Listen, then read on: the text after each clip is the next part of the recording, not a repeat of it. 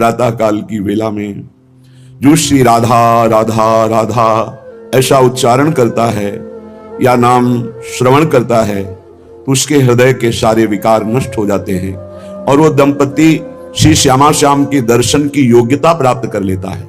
जो राधा राधा राधा ऐसा नाम कीर्तन करता है तो दंपति श्री श्यामा श्याम ताके पास बेग चली आवे, शीघ्र ही उसे भगवत साक्षात्कार प्राप्त होता है।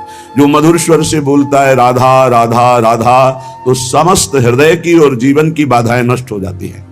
प्रातः काल जो जोर से कीर्तन करता है, नाम रटता है तो हृदय की और जीवन की सब बाधाएं नष्ट हो जाएंगी। सभी साधन नाम आधारा, जितने साधन है सबका आधार नाम है। यदि और साधन है नाम नहीं है तो आधार शून्य है। जैसे शून्य शून्य शून्य क्या महत्व, पर एक रख दिया आधार हो गया एक। अब शून्य रखो तो 10, फिर शून्य रखो तो 100, फिर शून्य रखो तो 1000, फिर शून्य तो 10,000, वो 10 गुना बढ़ता चला जा रहा है। सब साधन का आधार नाम है। जो प्रातः चेतना से लेकर शयन अचेतना तक या जीवन से लेकर मृत्यु तक हर समय नाम का नियम ले लेता है, उसके हृदय में बस करनी चित्त हरणी महासुख प्रदान करने वाली ये जुगल जोड़ी प्रकाशित हो जाती है। पता नहीं कैसे साधक जो सत्संग को मनन नहीं करते और चिंता कर लेते हैं। कोई साधक तो इस बात से चिंतित है कि अभी तो ठीक है, आप सत्संग सुना रहे, आप साथ है, आपकी डांट है, आपका दुलार है, लेकिन कभी दुर्भाग्यवशात अगर मुझे ये सौभाग्य ना मिला तो मुझे भरोसा नहीं कि मैं चल पाऊंगा। तो मुझे लगता है कि जिनको ऐसा है तो आप देख लेना, यदि आप समर्पित हो तो आज तुम प्रमाद कर सकते हो, लेकिन जब कल शरीर नहीं रहेगा तब तुम प्रमाद नहीं कर सकते हो। ध्यान रखना, अगर शरणागत हो तो तुम्हारे दिमाग में बैठ जाएगा गुरु। अभी तो शरीर से है इसलिए बेपरवाह हो, लेकिन जिस दिन ये शरीर ना रहा या गुरु का शरीर नहीं रहेगा तो सच्चे शरणागत के दिमाग में गुरु बैठ जाते हैं और वो विरह और मिलन की तड़प में पूरा जीवन समर्पित करके वो उच्च कोटि की अवस्था को प्राप्त होता है। बिल्कुल ऐसा ना सोचा जाए कि फिर क्या होगा, फिर वही होगा जो मंगल विधान श्री जी रचती हैं। हमारा जीवन श्री जी के चरणारविंद में समर्पित है। हमारा कर कमल श्री जी ने पकड़ लिया है, भरोसा करो। कैसे जानोगे श्री जी ने पकड़ लिया? जब रसिक जन पकड़ ले तो जान लेना श्री जी ने पकड़ लिया। कहो कृपा उपजय के भांति, तो बोले रसिकन संग फिरो दिन राती। रात दिन यदि रसिक महापुरुषों का संग है तो कृपा ही कृपा मेरी लाडली की है। भगवान का जो भक्त है वही यथार्थ में बंदनीय है। जगत में जो बंदनीय है वो भगवान की भक्ति में जो मस्त है वही सतरति सतरति सा लोकांतार्यति। जो भगवान की भक्ति में मस्त है वो स्वयं तर जाता है, स्वयं तर जाता है, वो लोगों को तार देता है। देखो जब भक्ति मार्ग में चलोगे, अगर गुरु आज्ञा में नहीं रहे तो और सब कुछ मिल सकता है, लेकिन गुरु निष्ठा और भगवत प्रेम नहीं मिल पाएगा।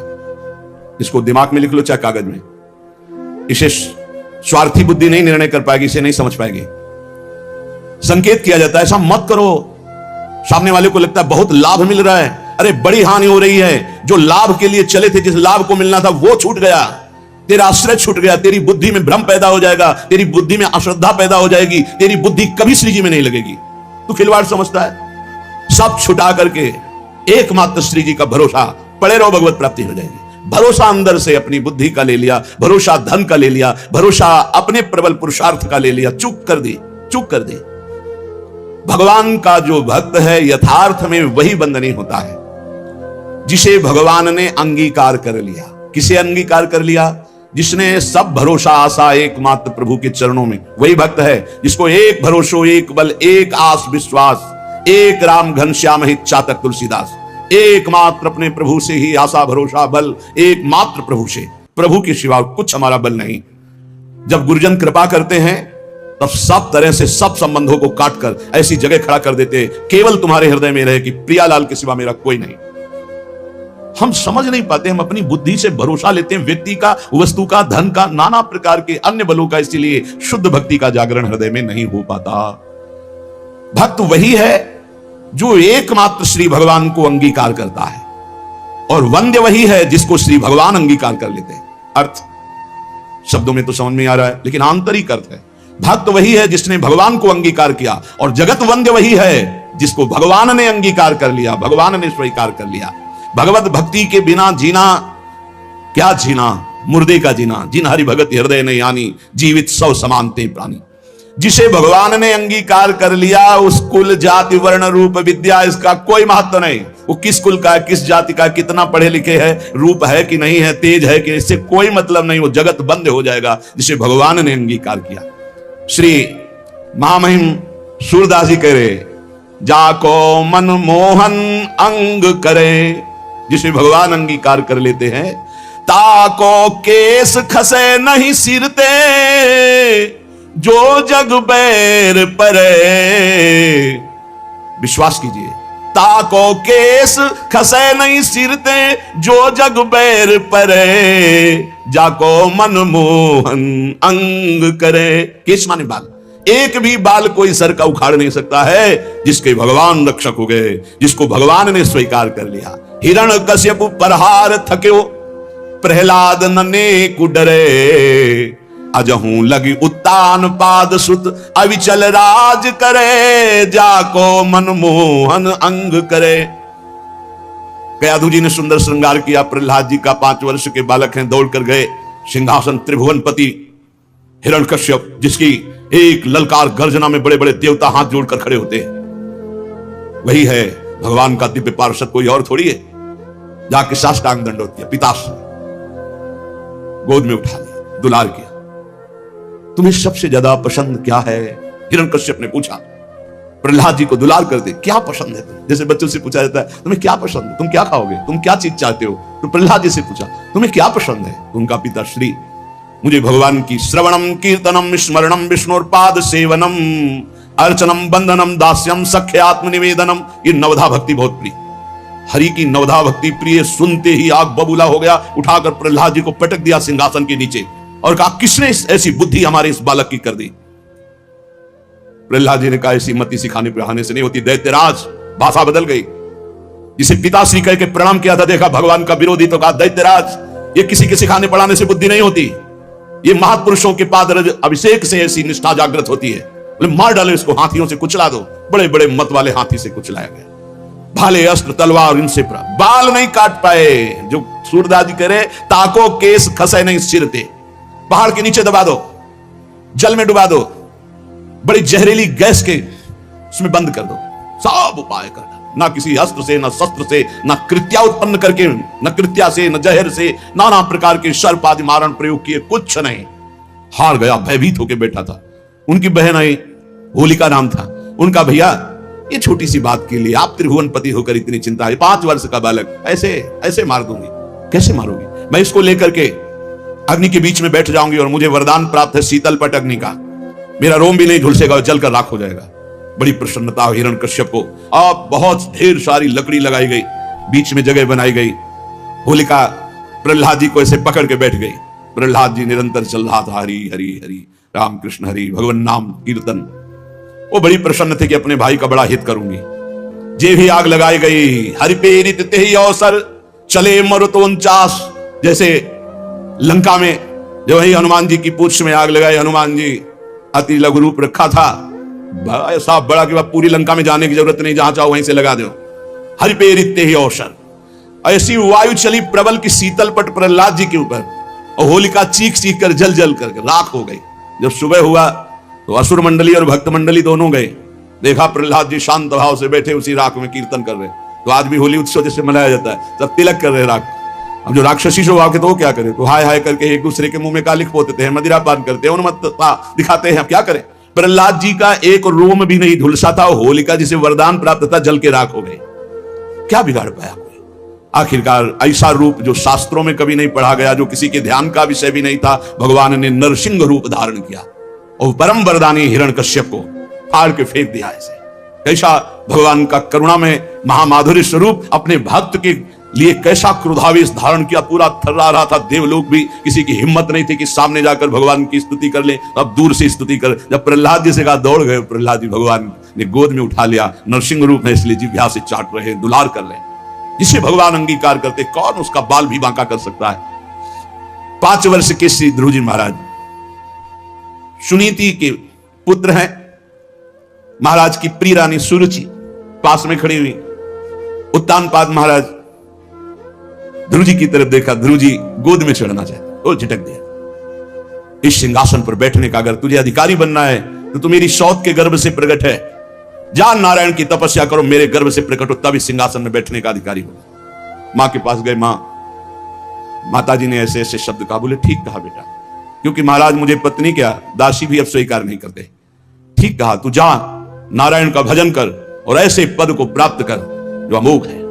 बस मां के चरण छुए चल दिए। 5 वर्ष के बालक है। जब कोई भगवत मार्ग में चलता है तो भगवान की कृपा से प्रेरित होकर भक्त, महाभागवत, संत, इनका सानिध्य मिलता है। भगवत स्वरूप देवर्षि नारद जी है। नारायण नारायण नारायण, कहां जा रहे हो बेटा? ऐसा उतावलापन दिखाई दे रहा है, तुम कोई बड़ा निश्चय लिए हो।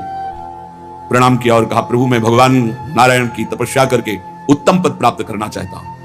हमें लगता है तुम्हारे दिल को किसी ने दुखाया। हां, माता सुनीति करुणामयी कृपामयी है, उन्होंने आदेश दिया है, क्योंकि सुरुचि का ऐसा आदेश है। महाराज मुझे झटकते हुए मां के वचनों से बचाया नहीं, गोद में नहीं बैठाला। तुम गोद में बैठालने की बात करते हो, मैं अभी चल करके रात तिलक करवाता हूं, आदेश करता हूं तानपात को, अभी वो तिलक कर देंगे। अब तो और निष्ठा बढ़ गई, जब भगवान के लिए चला तो रास तिलक की बात है, अब तो कदम पीछे नहीं होंगे। दूसरा होता तो शिथिल हो जाता। ध्रुव जी अपनी मस्ती में कि मैं निश्चयी हूं, एक बार जो निश्चय करता हूं उसे अटल रखता हूं। गुरुदेव चाहे प्राण निकल जाए, बिना भगवत आराधना के वापस नहीं हो सकता।